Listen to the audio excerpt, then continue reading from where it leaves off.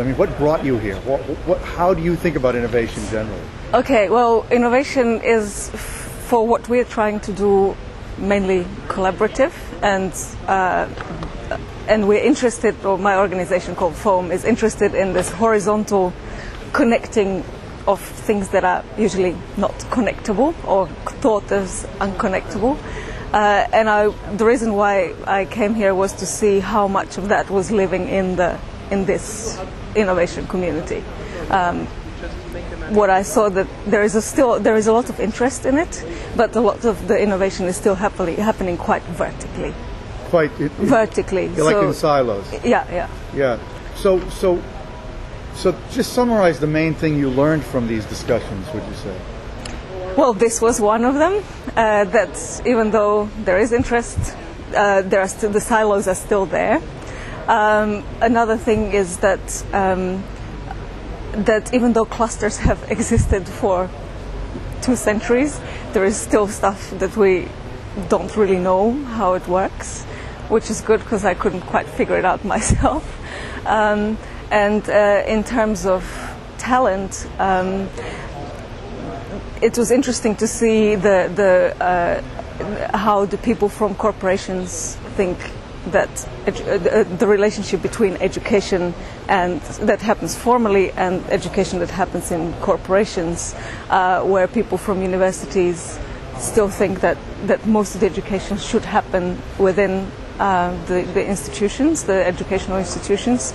People from corporations are finding different ways in which to educate their talent within the corporations. Now, if you were running a company, or if you were giving advice to a CEO or leaders of a company, what would you tell them if their goal was to radically increase their output of innovation? In terms of monetary output, or the amount of innovation? Well, that's a definitional question again. Any way you want to define it. Okay. Well, I'm personally more interested in the way that innovation can change society in different ways. And I would say, change the culture of your company, or first look at the culture of your company, whether it fosters innovation, and then try to change yourself personally, both on the leadership side and across all the levels of the company, and then try to encourage bottom-up kind of ideas that live in the organization, no matter whether you're a researcher or a secretary or a cleaner.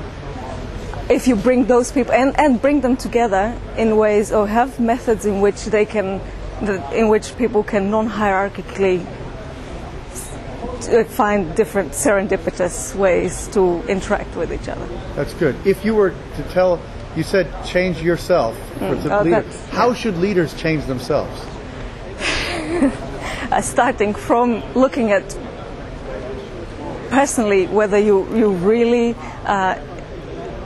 encourage innovation in yourself, whether you yourself are an innovator, and if you're not, perhaps stepping into a more kind of facilitator, in a role of a facilitator rather than I know how the organization should be going, and having a way to change your own behavior as well as decision making. Okay, that's great. Thank you, Maja.